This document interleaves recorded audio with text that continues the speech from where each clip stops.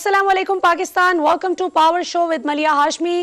नाज़रीन, ये पूरा हफ्ता बहुत ही दिलचस्प रहा। इसमें बिलखुसूस जो जस्टिस रिटायर्ड राना शमीम साहब के कुछ इंकशाफात थे जो जिस वक्त होते हैं, जो एफिडेविट जमा करवाया जाता है उस पर ये अलग बात है कि एक नई बहस छिड़ गई कि उसको नोटराइज करने वाली कंपनी कोई जानी पहचानी निकली जो शरीफ खानदान के पहले भी काम आ चुकी थी।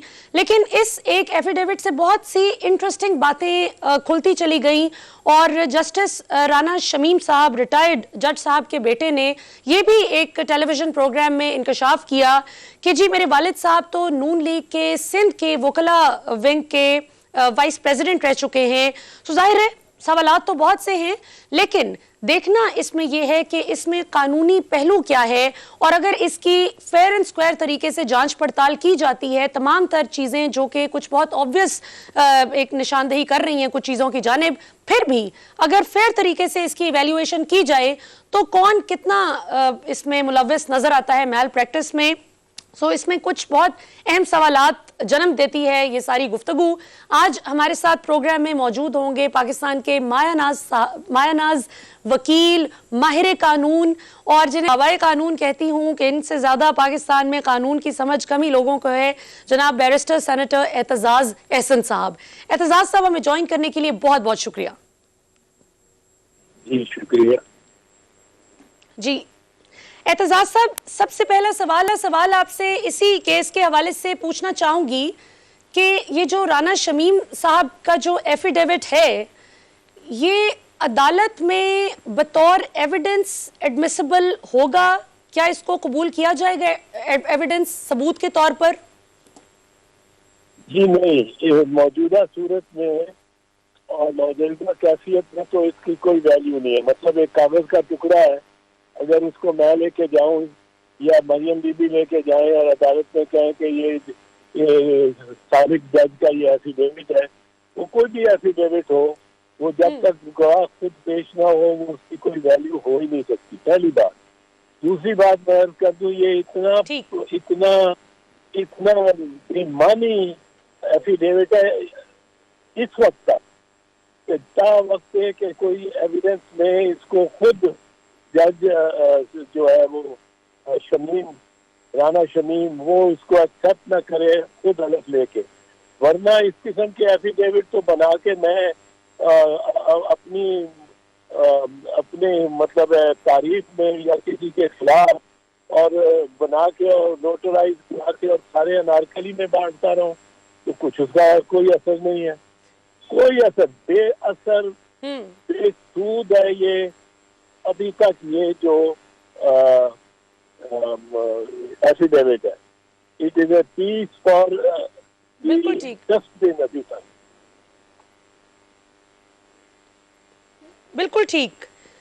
अच्छा एतजाज साहब, अगर इसकी जांच पड़ताल की जाए फेयर एंड स्क्वायर तरीके से और अगर मुअज़्ज़ज़ अदालत को ये मालूम हो कि ये गलत है, ये एफिडेविट जो है ये गलत इंफॉर्मेशन प्रोवाइड कर रहा है बिल फर्ज, तो इसमें फिर जैसे मुअज़्ज़ज़ अदालत ने अभी फिलहाल सिर्फ कंटेम्प्ट ऑफ कोर्ट का नोटिस इशू किया है, लेकिन क्या इसकी सज़ा जो कानून के मुताबिक कंटेम्प्ट ऑफ कोर्ट की जो 6 माह की सज़ा बनती है सिर्फ वही दी जाएगी या फिर इससे उस केस पे भी फर्क पड़ेगा जिसको कहा जा रहा है कि मुबैना तौर पर उस केस पर असरअंदाज होने की कोशिश की गई है इस एफिडेविट के जरिए? जी, fabricating evidence to obtain somebody's acquittal or falsely obtain somebody's acquittal or conviction, yani to affect the course of judicial proceeding, fabricating evidence for that, ये एक अलग offense है, ये contempt of court से इलावा है। और ये fabrication अगर ये साबित हो जाए कि ये इन्होंने सारा fabricate किया, अगर इसको बिलीव ना किया जाए मसलन इस एफिडेविट को, तो इट विल बी डीम्ड कि ये फैब्रिकेशन है। और फैब्रिकेशन है, कंटेम्प्ट ऑफ कोर्ट तो इसलिए है कि वो अपना जस्टिस साहब जो जस्टिस है फारूक साहब, आमर फारूक साहब, उनकी बारे में गलत बिल्कुल झूठा बयान दिया है कि उन्होंने एक साबिक चीफ जस्टिस, उस वक्त वो चीफ जस्टिस थे, की बात सुनी और उनसे اپنی ڈسکریشن اور ثوابدید کو چھوڑ کر ان کے کہنے پہ ہدایت پہ ایکٹ کیا. یہ تو یہ دکھانے کی کوشش کی گئی ہے اس ایفیڈیوٹ میں. لیکن اگر یہ ایفیڈیوٹ جس بلیو ہوتا ہے یا مطلب ہے اس کو باقاعدہ ثابت کرنے کے لیے رانا شمیم نہیں پیش ہوتا عدالت میں کسی میں جہاں موضوع پروسیڈنگ ہو. یہ نہیں کہ وہ عدالت میں میجسٹریٹ کی جا کے کہے جی میرا بیان لکھیں اور میں یہ بیان دے رہا ہوں. وہ بھی وہ صرف نوٹرائزیشن کی ڈبل نوٹرائزیشن ہوگی کہ میرا 164 کا مثال کے طور پر سیکشن 164 ضابطہ فوجداری کے تحت بیان لکھ لیں. وہ کوئی اس سے یہ زیادہ مؤثر نہیں ہو جائے گا. یہ زیادہ مؤثر صرف اس صورت میں ہو سکتا ہے اگر یہ رانا شمیم خود پیش ہو عدالت میں, اس ایفیڈیوٹ کو کی تصدیق کریں, حلف لے کے اس کو گرا کرنے کا موقع ملے. جو پارٹی اس کو ڈینائی کرتی ہے یا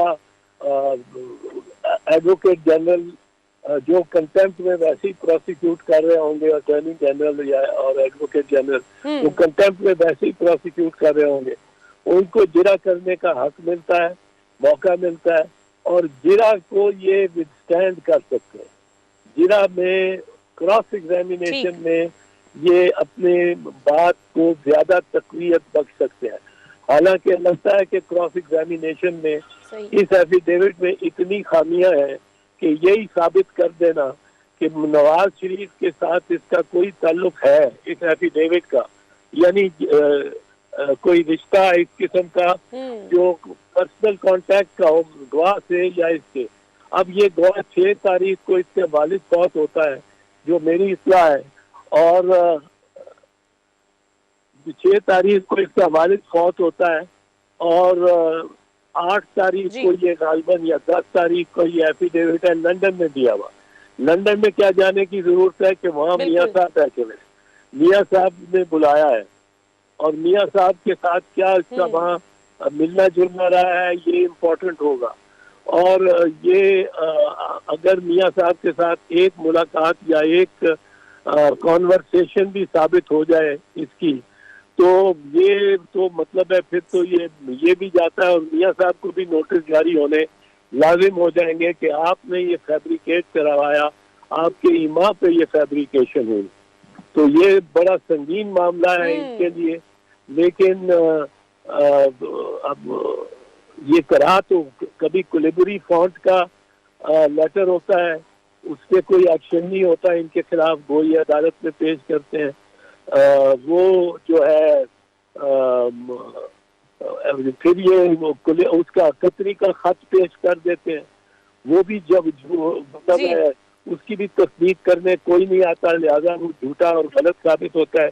اور ان کا دوسری موقف جو دوسرے فورم کے موقف ہے, یعنی قومی اسمبلی میں جو تقریر کی میاں صاحب نے یا ان کے بیٹے نے جو انٹرویو دیے ان کے اور بیٹوں نے, ایک کہتا ہے ہم کرایہ دار ہیں, اور دوسرا کہتا ہے کہ الحمدللہ ہمیں یہ پراپرٹیز ہم نے خریدی ہے. تو اگر ان کے موقف سے اس میں تضاد اور تفاوت آتی ہے تو پھر یہ ویسے ہی نوٹس وغیرہ بہت سو کو ہو جائیں گے, اور یہ معاملہ تو بہت پھیل جائے گا. پھر تو میاں نواز شریف خود اس کی زد میں آ جائیں گے, زد میں. تو یہ کس طرح اوپن ہوتا ہے یہ دیکھنے کی بات ہے کہ کیا یہ کوئی ایسا امپریشن عدالت پہ کریٹ کر سکتے ہیں کہ ثاقب نثار جو اس وقت چیف جسٹس سے پاکستان, وہ آرڈنری فون پہ اپنے رجسٹرار کو کہیں گے کہ یہ پیغام لے کے جاؤ جج صاحب سے, اگر بات وہ کر سکتے ہیں فون پہ تو کریں, نہیں تو ان کو یہ, اور جج وہ ایک دوسرے عدالت کے, اپنی عدالت کے بھی جج نہیں ہے.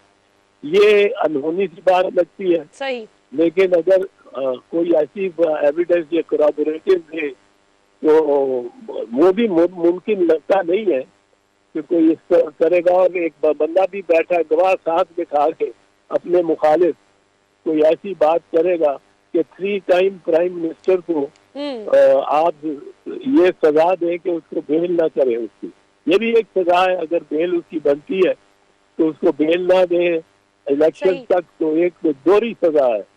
تو وہ اس پہ ڈپینڈ کرے گا. یہ ایفیڈیوٹ انہوں نے ایفیڈیوٹ ڈال تو دیا ہے, پر ایک چیز واضح ہے, زیادہ غالب ہے, میں واضح نہیں کہتا ہوں, غالب ہے, وہ یہ ہے کہ یہ لگتا یوں ہے کہ یہ لندن گئے ہی اسی ایفیڈیوٹ کو سائن کرنے کے لیے, اور میاں صاحب سے ملاقات, کیونکہ نوٹری پبلک جو ایک ہے دونوں کا, اس سے معلوم ہوتا ہے کہ یہ میاں صاحب کے قریب کر رہے ہیں لندن میں.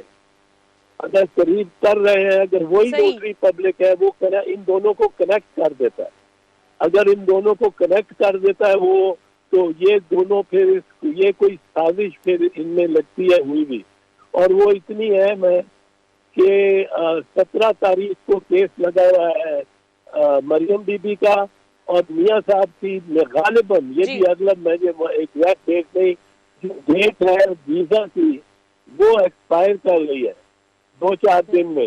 تو ان کو رش کر کے بلایا جاتا ہے اور یہ دستخط کرائے جاتے ہیں تاکہ اس ڈیٹ سے پہلے, ویزا سے پہلے کچھ اسائلم کی بات کر سکے, تاکہ ان کے ویزا کے خاتمے سے پہلے, وہ کہہ رہے ہیں کوئی 19 تاریخ یا 21 تاریخ کو ختم ہو رہا ہے, مجھے اس کا علم نہیں, میں نے میڈیا میں ہی کہیں سنا ہے. تو اس سے پہلے اس کو بلایا گیا کہ یہ تم سائن کرو, اور سائن کر کے اور نوٹرائز کرو. نوٹرائز کرنے کا کوئی فائدہ نہیں, کوئی مقصد نہیں, جب تک وہ بندہ خود نہیں پیش ہوتا.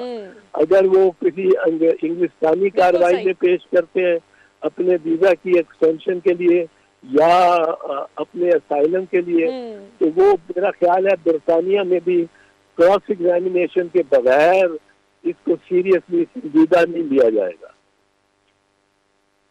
بالکل صحیح, بالکل درست. اچھا اعتزاز صاحب, آپ نے بہت ہی اہم نقطہ اٹھایا کہ اگر اس ایفیڈیوٹ کی جو کریڈیبلٹی ہے وہ کویشنیبل ہو جاتی ہے اس حوالے سے کہ یہ جو ان کا جو ایک بہت واضح تعلق میاں صاحب کے ساتھ رانا شمیم صاحب کا ایک اب اسٹیبلش بھی ہوتا چلا جا رہا ہے, بالخصوص جسٹس ریٹائرڈ رانا شمیم کے بیٹے کی جو ٹیلی ویژن پر ایک پروگرام میں گفتگو کے دوران انکشاف ہے کہ میرے والد صاحب سندھ میں نون لیگ کی وکلا ونگ کے نائب صدر رہ چکے ہیں. تو آپ کو لگتا ہے کہ ان کے میڈیا پر اس کنفیشن سے ان کے کیس پہ کوئی فرق پڑے گا؟ والد صاحب کے ایفیڈیوٹ کو جج کرتے ہوئے عدالت کیا اس سے مدد لے سکتی ہے؟ جی, لیا جا سکتا ہے. وہ اس نوجوان کو عدالت طلب کر سکتی ہے کہ آؤ, اور اس کو کنسلٹ کر سکتی ہے اس بیان سے, اور وہ کس طرح اس سے پیچھے ہٹے گا. جو بیان اس نے ریکارڈ کیا ہے خود, اور بات یہ میں نے بھی سنا ہے اسی قسم کی بات کی سندھ میں, اگر سب میں صاحبان کے صاحب تھے تو سندھ میں سندھ ہائی کورٹ جج ہو گئے, پھر وہاں سے آپ کو 6 مہینے بعد آپ کی ٹرمینیشن ہو گئی. میاں صاحب نے اس کو لگا دیا چیف جسٹس چیف اپیلٹ کو. اب وہ جو تقرری ہے وہ بھی ایگزیکٹو ہے, بائی دی جوڈیشل پروسیس نہیں ہے جس طرح پاکستان میں ججز کی ہوتی ہے بائی جوڈیشل پروسیس, کہ جوڈیشل کمیٹی بیٹھتی, پھر پارلیمنٹری کمیٹی میں جاتا ہے, جوڈیشل کمیٹی میں چیف جسٹس اور 4 سینئر جج سپریم کورٹ کے اور متعلقہ چیف جسٹس, یہ سواب دیدی اپوائنٹمنٹ تھی جو تقرری تھی جو میاں نواز شریف نے کی. تو میاں نواز شریف کی جانب سے سواب دیدی طور پہ اس کو چیف جسٹس بنانا گلگت بلتستان کا, پھر میاں نواز شریف کی جانب سے اس کو ہائی کورٹ کا جج, سندھ ہائی کورٹ کا جج لگوانا, پھر میاں نواز شریف کی جانب سے اس کو پارٹی کے وکلاء کے تنظیم کا وائس پریزیڈنٹ بنانا, پھر میاں صاحب کی جانب سے اس کو خیر یہ سمجھا جا سکتا ہے کہ اس کو واپس اس کو لندن بلانا, وہ کس نے اس کے ٹکٹ کے پیسے دیے, کون سی کمپنی کے ذریعے وہ جاری ہوئے, یہ سب کچھ جج صاحبان میرا خیال دیکھیں گے اس سے پہلے کہ کوئی اس ایفیڈیوٹ پہ اعتبار کر سکے. بالکل صحیح.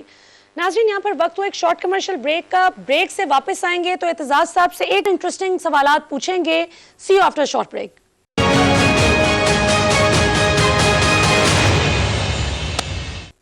वेलकम बैक नाज़रीन। ब्रेक से पहले बात हो रही थी, सेनेटर एतजाज एहसन साहब ने हमें बहुत ज़बरदस्त तरीके से कानूनी नुक्ते समझाए राना शमीम साहब के एफिडेविट के कि किस सूरत में एडमिसिबल हो सकता है, वो कौन कौन से अहम सवालात हैं जो उनको बताने होंगे अदालत को, अदरवाइज ये बतौर एविडेंस अदालत में हरगिज एडमिसिबल नहीं होगा। हमने इस नुक्ते पर भी ज़रा गौर किया जिसको बहुत अच्छे तरीके से एतजाज साहब ने समझाया कि जस्टिस रिटायर्ड राना शमीम साहब के बेटे के जो अब इंकशाफात हैं, जो नून लीग से उनकी पुराने मरासिम और सियासी ताल्लुक बताया जा रहा है कि वो नून लीग के वकला विंग के सिंध के वाइस प्रेसिडेंट रह चुके हैं राना शमीम साहब, तो जाहिर है कि ये इस पर भी कुछ सवालात उठेंगे कि ये पुराना एक ताल्लुक चलता आया है। वो सारी गुफ्तगू आपने सुनी। एतजाज साहब, अब यहाँ पर एक बहुत अहम सवाल उठता है कि कैसी अजीब सी बात है, कैसा हुस्न इत्तफाक है कि जब जस्टिस काजी फायज ईसा साहब के हवाले से हुकूमत सवाल करती है तो सुप्रीम कोर्ट की बार एसोसिएशन इस पर बहुत ज्यादा बुरा मनाकर कहती है कि हुकूमत कौन होती है सवाल करने वाली। इसी तरह शौकत सिद्दीकी साहब के हवाले से भी हमने देखा कि बहुत डिफेंसिव अंदाज रहा सुप्रीम कोर्ट बार एसोसिएशन का। लेकिन इस बार retired chief justice of Pakistan Saqib Nisar साहब के हवाले से इतना बड़ा इल्जाम आयद कर दिया जाता है, और तो और हाजिर सर्विस जज जनाब जस्टिस आमिर फारूक साहब के हवाले से भी उनका भी नाम लिया जाता है, और उन पर एक ऐसा इल्जाम आयद किया जाता है जो कि कोई और नहीं बल्कि इस्लामाबाद हाई कोर्ट के चीफ जस्टिस अता मिनल्ला साहब इस बात को सबको बताते हैं वाज़े अल्फाज में कि आमिर फारूक साहब तो तब पाकिस्तान थे ही नहीं जिस वक्त की बात की जा रही है कि जी उस वक्त इन्होंने ये किया। सो आपको क्या लगता है कि ये कोई बायस्ड रवैया है इन दो जजेस की जानिब, जबकि दूसरी तरफ एक और रूप हमने देखा था सुप्रीम कोर्ट बार एसोसिएशन का? रवैया तो मतलब इतना मुख्तलिफ नहीं होना चाहिए।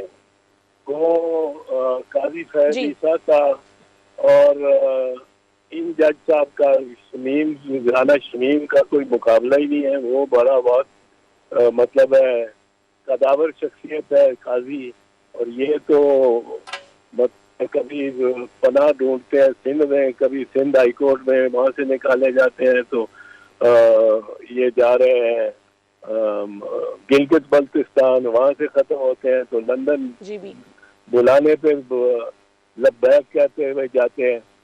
तो ये इनका तो आपस में कोई इसके मामले को तो सीरियसली लेने की कोई जरूरत नहीं थी। बाकी जो मामला, क्योंकि एक्चुअली आप ये देखें अतर मिनल्ला साहब ने एकदम ही इसको उठा लिया इशू को, और कोई मतलब है ताखीर भी नहीं की इस मामले में बिल्कुल।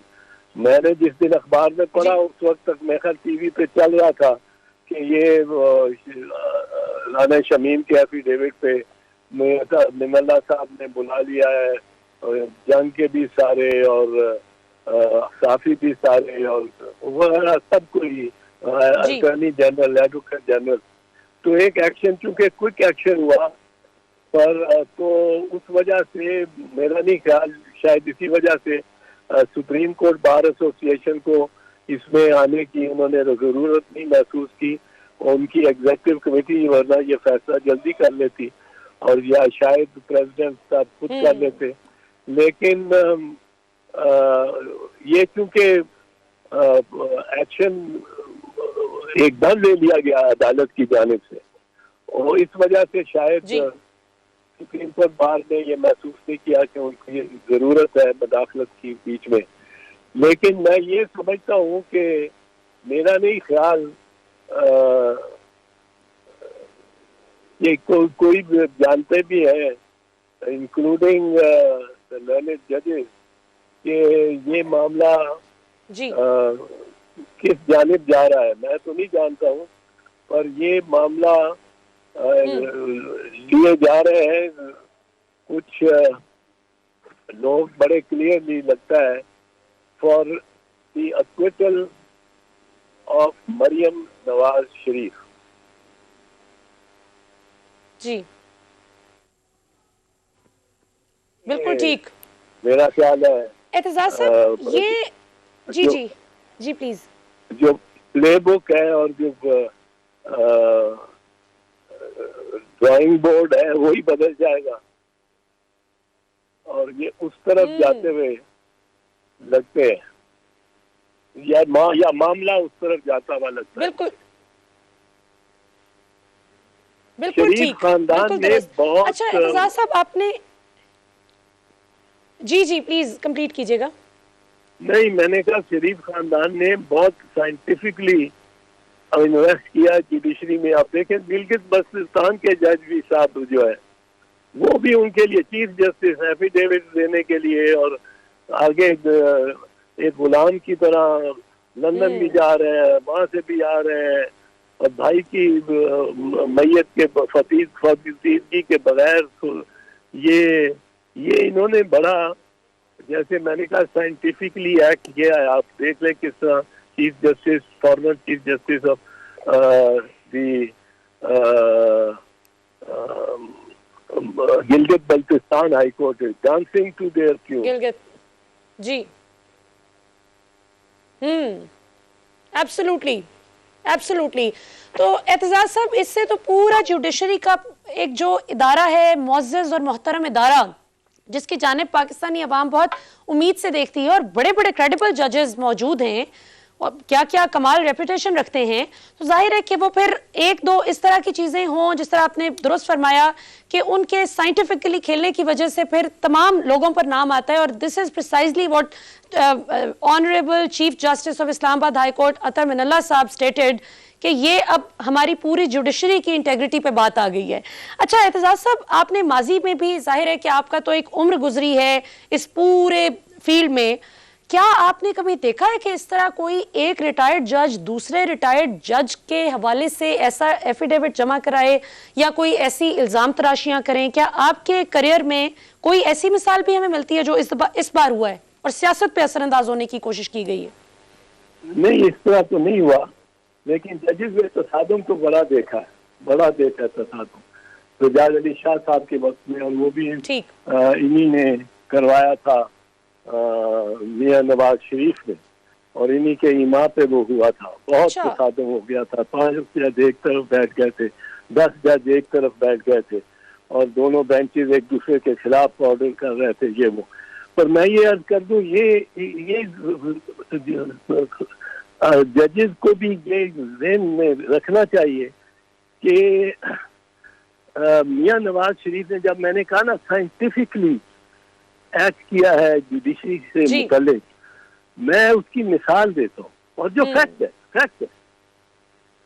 کم از کم 5 سپریم کورٹ کے ججز کو میاں نواز شریف ان کی ریٹائرمنٹ کے بعد سینٹ میں لے جا چکے ہیں. افضل لون صاحب، ڈاکٹر جاوید اقبال صاحب، یہ تیسرے رفیق تارڑ صاحب کو تو وہ لے گئے اوپر صدر بنا دیا. پھر ایک سیٹ انہوں نے رکھی ان کے لیے، رمدے صاحب کے لیے. اس پہ ان کے ایک رشتہ دار very bright and very good senator پر بیٹھی ہیں، اور سیٹ تو ان کی تھی. پھر انہوں نے ایک سپریم کورٹ کے جج کو پی سی بی کا چیئرمین بھی لگا دیا. اب ایک سپریم کورٹ کے جج کو کیا پتا کہ شارٹ لیگ کیا ہوتی ہے، لانگ آن کیا ہوتا ہے، لانگ آف کیا ہوتا ہے، سیلی پوائنٹ کیا ہوتا ہے، گلی کیا ہوتا ہے، بالکل صحیح، تھرڈ مین کون سا ہوتا ہے. یہ مطلب ہے وہ اس کو لگا دیا چیئرمین پی سی بی. یہ دیکھیں نا کس طرح ریٹائر کیونکہ ہو چکے تھے، اس لیے کوئی کہہ نہیں سکتا کہ آپ یہ غلط ان کو، یہ مطلب کوئی رشوت دے رہے ہیں یا کچھ. وہ تو ریٹائر ہو گئے. پر انہوں نے نواز شریف کے حق میں بہت بڑا فیصلہ دیا ہوا تھا. تو یہ فار سروسز رینڈرڈ عموماً کہتے تھے لوگ کہ یہ ہوا ہے. ایک صاحب کو پھر پریزیڈنٹ بنانا چاہا انہوں نے، سپریم کورٹ کے جج صاحب کو، ان کو پھر پریزیڈنٹ بنایا، اب اپنی پارٹی کی طرف سے نامینیٹ کیا. وہ ہار گئے جب صدارتی کانٹیسٹ، تو ان کو گورنر سندھ لگا دیا. اب ان ججز کا کیا کام ہے، کیا تعلق ہے کسی مسلم لیگ نواز سے یا کسی سیاسی جماعت سے؟ کس طرح ہو سکتا ہے؟ پر یہ غیر سیاسی لوگ بھی جا کے سیاسی سیٹوں پہ میاں نواز شریف کی نوازی ہوئی پہ بیٹھتے رہے ہیں، جو میں سمجھتا ہوں ان کو قطعاً نہیں کرنا چاہیے تھا، قطعاً نہیں کرنا چاہیے تھا۔ میں 50 سال ہو گئے ہیں مجھے اس پروفیشن میں، میں نے اس پروفیشن کے لیے خون پسینہ ایک بہت کچھ دیا ہے اس کی انڈیپینڈنس اور انٹیگریٹی کے لیے، اور اب میں دیکھوں کہ کبھی یہ کہا جائے کہ یہ جج صاحبان کو انفلوئنس کرتے ہیں، میاں صاحب وہ کر لیتے ہیں کیونکہ میاں صاحب نے بڑی عنایات کی ہوئی ہیں، ان جج صاحبان پہ نہیں کی ہوں گی پر جوڈیشری کو فوکس کر کے اس پہ کی ہیں، اور وہ ہر ایک کو توقع لگی رہتی ہے کہ چلو میں ریٹائر ہو گیا تو بعد میں اگر میاں صاحب کے حق میں کیس کیا تو یہ بھی فائدہ ہو جائے گا، وہ بھی فائدہ ہو جائے گا، کچھ تو ہوگا فائدہ۔ تو میاں صاحب آپ دیکھیں ایک مجرموں کے عدالت کے روبرو پیش ہوا ہوا سرنڈر کیا ہوا مجرم، وہ عدالتی کی تنگ گلیوں سے نکل کے عدالتی نظام کی آج لندن میں بیٹھا ہے، اور وہاں سے نہ مطلب اس کی بیل ہے نہ کچھ ہے، وہاں لندن میں بیٹھ گیا۔ اب لندن میں اس نے یہ فیبریکیٹ کیا اگر یہ لیٹر تو یہ ان کو فائدہ اس کو دے سکتا ہے میاں صاحب کو، ادھر بھی لندن میں اگر ان کی اسائلم کی کوئی مسئلہ ہو تو، اور ادھر عامر فاروق صاحب پہ دباؤ پڑنے کے طور پہ ڈالنے کے لیے، کیونکہ ثاقب نثار تو اب ریٹائر ہو چکے ہیں، ان کو کوئی خاص تنگ کرنے کی ان کو ضرورت نہیں تھی، پر ضرورت اس لیے بنی کہ وہ کو بتا سکتا تھا کہ ایک وقت ایسا تھا، ایک دن ایسا تھا جب ثاقب نثار بھی تھے گلگت بلتستان میں اور میں بھی تھا۔ اب اگر یہ دونوں ایک دن میں دکھا سکے تو اس کے بعد داستان کو چاہے کسی طرف لے جائے، ادھر سے کشمیر کی طرف لے جائے یا ادھر سے اسلام آباد کی طرف لے جائے یا پشاور یا ایبٹ آباد کی طرف لے جائے، اس نے بس یہ دیکھا کہ دونوں ایک وقت میں گلگت بلتستان، اور غالباً ہو سکتا ہے ایک ریسٹ ہاؤس میں ہو یا ثاقب ریسٹ ہاؤس میں ہو اور یہ ان کو ملنے گئے ہوں سلام کرنے ایز اے سینئر ان کو، تو یہ اس میں بہت ساری چیزیں شامل ہیں، اور اس میں یہ بھی مریم کے کیس کو بھی نہ بھولیں کہ اس کو جو کوشش کی انہوں نے کرنی ہے کہ آخر میں اور زیادہ دیر میں نہیں اس کو بری کروا لیں، تو یہ سارا ایک اسٹرکچر اور پیچھے ان کی ہسٹری ججز پہ، اور پھر ان نے جس طرح واردات رانا شمیم کے ذریعے کی ہے، وہ یہ ساری توقع ہے کہ فیبریکیٹ ایویڈنس کر کے اور اپنے دوسرے پرانے تجربات کے ذریعے اور طلسمات کے ذریعے یہ ججز سے اپنے حق میں فیصلہ لینے اور اس کو بری کرا دیں۔ بالکل صحیح۔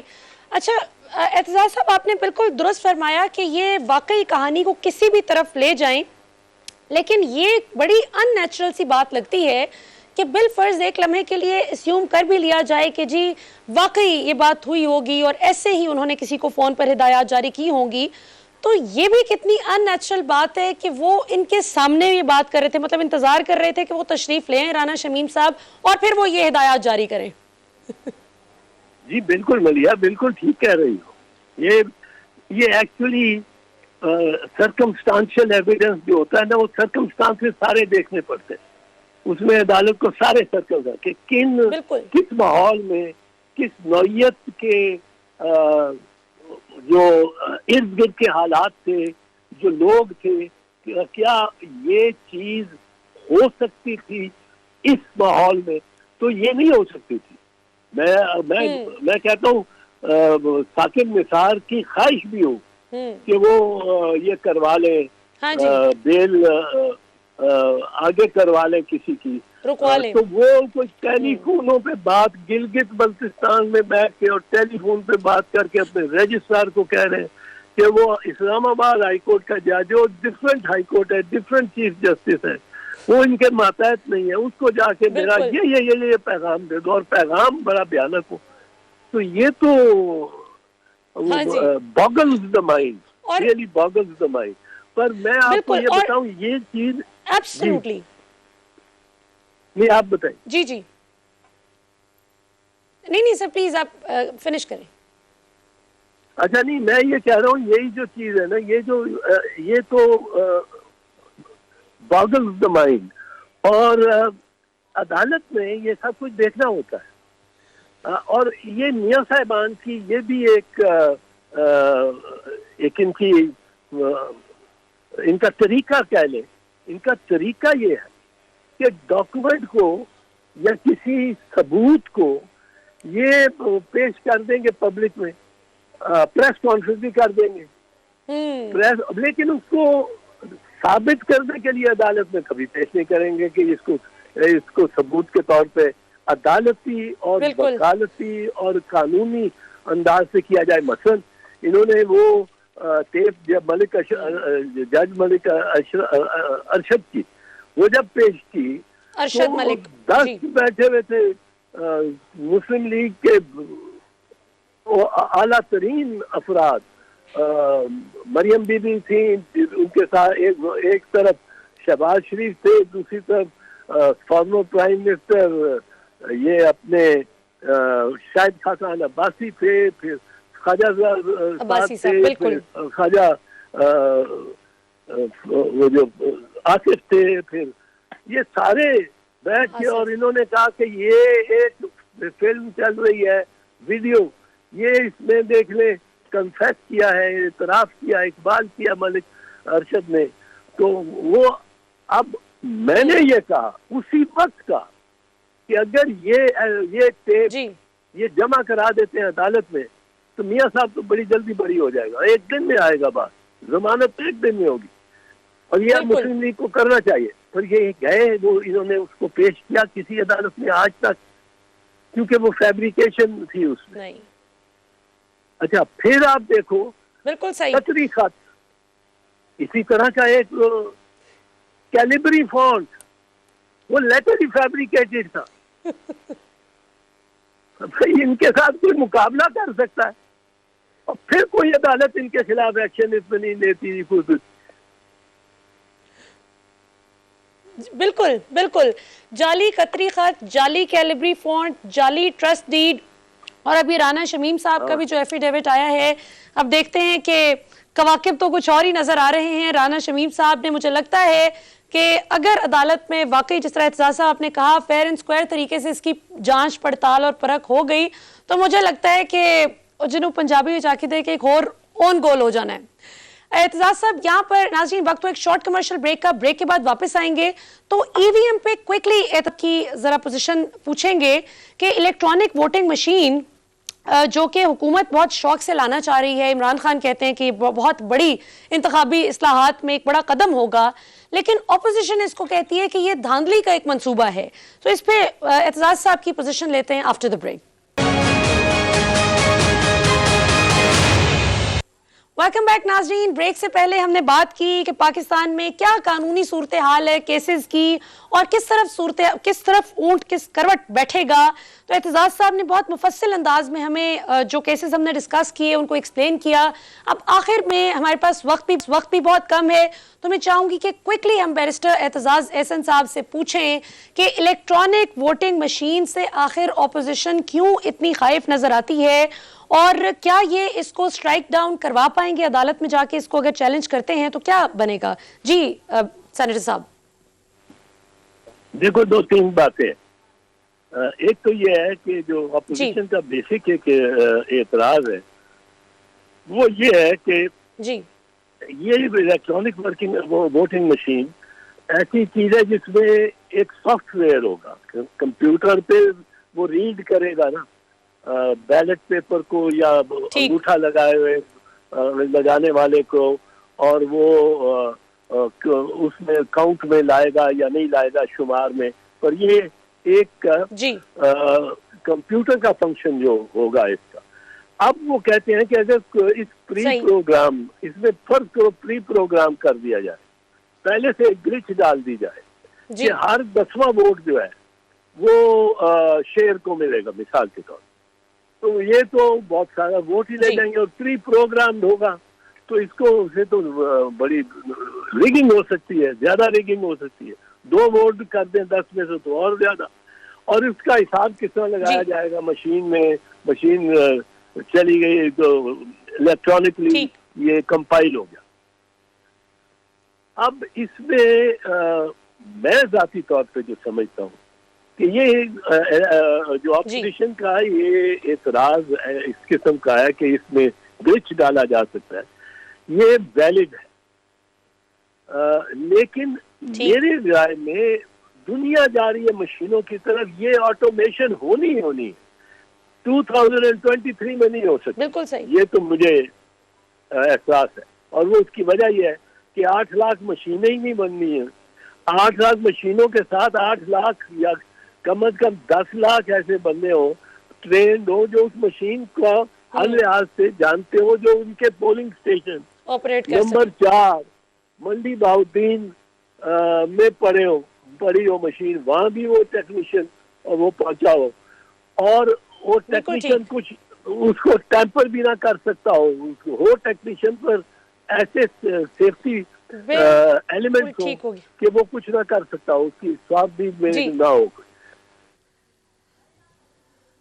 بالکل صحیح.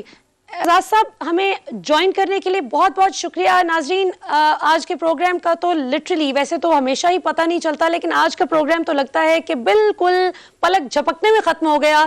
اتنے اور سوالات تھے جو اعتزاز صاحب سے بھی پوچھنے باقی تھے, لیکن یہ وعدہ رہا کہ اگلے پروگرام میں انشاءاللہ ضرور اعتزاز صاحب سے ہم وہ سوالات پوچھیں گے.